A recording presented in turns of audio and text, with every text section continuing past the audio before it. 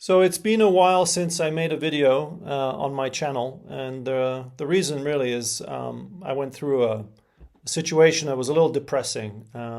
Nothing personal, nothing to do with family or friends or whatever. It had to do with the Aerostar. Now, if you know and if you've watched the video about the Aerostar, and I'll put it here in the top right-hand corner, I purchased it, what was it, maybe 5 months ago, from the estate of the person who used to own it.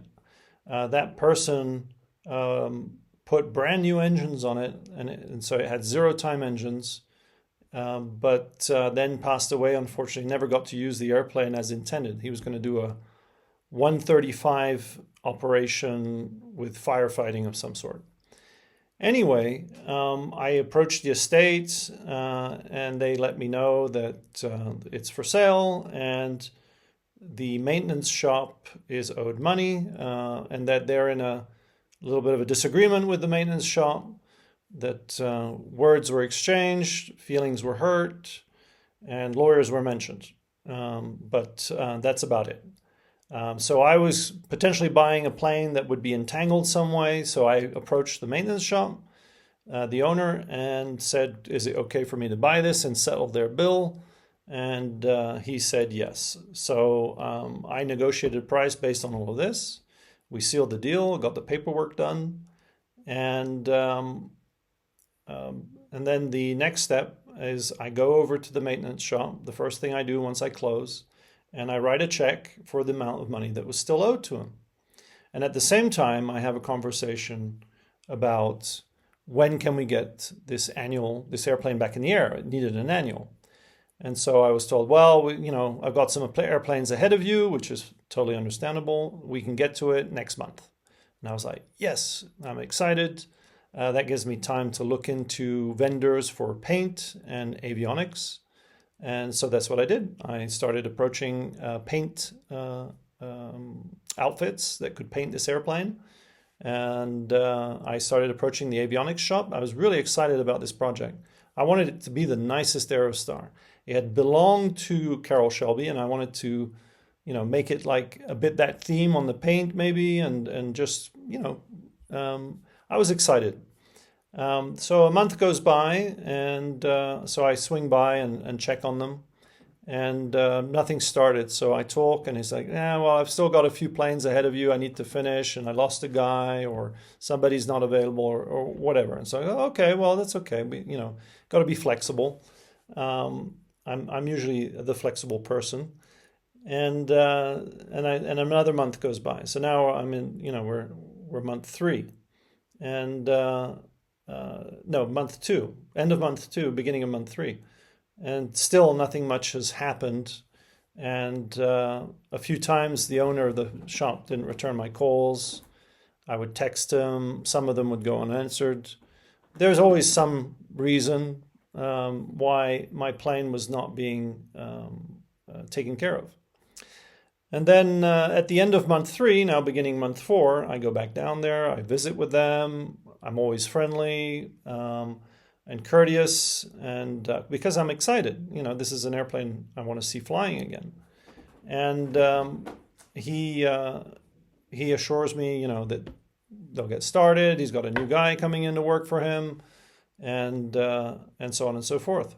But unfortunately, every time I go there seems to be like one or two new airplanes. Well, not new, but new to the list of planes that are supposed to be worked on. And I keep getting this feeling that I'm being bumped every time.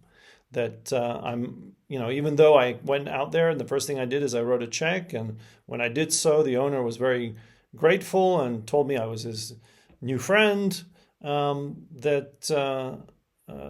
I kept feeling like I was getting bumped for all these other planes. So anyway, end of month 3, I'm starting to get frustrated. So then a few weeks later, I go back and same thing. So a few new airplanes on in the maintenance shop are on the lot, and they're working on those, and mine is still in the back of the hangar accumulating dust. So I'm not very, very happy about this situation. I'm really getting frustrated now. So that evening, I just feel stupid for settling the bill. I should have basically withheld those funds until the annual was completed, and then pay for the annual on top of that. But I'm a straight up guy, and I don't like messing around with people. I don't feel I need to game people. The people should just do what's right. So ultimately, I get frustrated and I post a 2-3 line ad in Barnstormers. I don't even include a price or a photo, and I immediately get 2 to 3 parties that are seriously interested in this Aerostar. Oh, I've been looking for an Aerostar. I love it that it's zero time engines and owned by Carroll Shelby. Wow, that's great. So I get 2 or 3 parties that are excited, and one of them actually comes out and flies in from Texas, which is not too far away from where the airplane is, which is south of Albuquerque. And so the person in question is excited about the airplane. We then proceed to exchange emails and texts, wanting to see all the documents, which I end up scanning, and ultimately, there's back and forth on price as customary, and ultimately we agree on a price, as is where is, and me having completely disclosed the reason why I'm just like I can't deal with this person anymore. Maybe it's me, maybe it's how I'm too flexible. I don't know. But obviously, it wasn't appreciated that I would pay my bill ahead of time, that I would try and clean things up. There was no positive feedback on that. So this gentleman was fully disclosed, and he was motivated enough that he wanted this airplane. So we closed. One of the things he did want to do, though, is talk to the owner of the maintenance shop prior to closing, which is totally understandable. I would want to do the same. And that's actually what I did when I was buying the airplane. And he basically told him the same thing he told me, that his plane was next, the Aerostar was next, sorry, and that he would get it done in a timely manner, which may actually work. Maybe now that he's realized that he's let me down completely to the point where I wanted to just be out of this situation. Maybe he's realized that he went too far, and he'll maybe give good service. I hope so, to the new owner. But it put me in a situation where it just, it frustrated the hell out of me, because I was so motivated about this airplane. Aviation is about fun, and obviously, yes, there are curveballs every now and then with airplanes, but it's the kind of situation which just makes you want to give up aviation. Fortunately, I don't give up easily, but I could see other people going through this experience and just completely giving up on their aviation dreams. And it's disappointing. I mean, people go through that frustration when they go through flight schools, trying to get their ratings. They get frustrated with flight schools that don't treat them right. And here is a situation where you have an aircraft owner who's got who can afford the airplane, afford the maintenance, and it's just as frustrating, and it makes you just want to quit.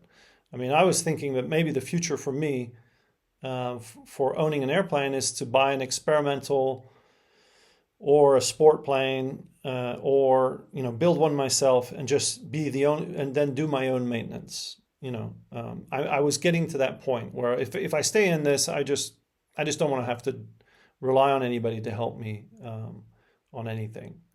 And then that's kind of sad, because that means that these guys, I'm willing to pay somebody to do it for me, but that means that these guys are missing out substantially. But substantially on good paying customers.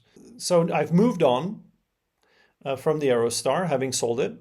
I wish the new owner the best of luck. I hope one day he contacts me and says, "Oh, I'm flying it out of the airport where it's located, and I get to film it and report it back to you." That would be such an exciting thing. I would be happy for him. It would be a little bit bitter for me because I couldn't make it happen, but I'm praying to God that that airplane doesn't stay there much longer, and that we get to see it fly again. And I'll have played my small part in that. like I did in the Lancer 4 turboprop that I used to own, where I just couldn't figure it out, and I sold it to someone else who's actually taking it to the next level. What's in store for me now is working on the Mooney Mustang, and I did a video on this Mooney Mustang in the past, and the link up here. And this Mooney Mustang was so unique and special. The history was interesting. The airplane was such an unusual Mooney, and I guess I subconsciously fell in love with it because what I happened to do was get entangled with it. And I'll tell you all about that in my next video.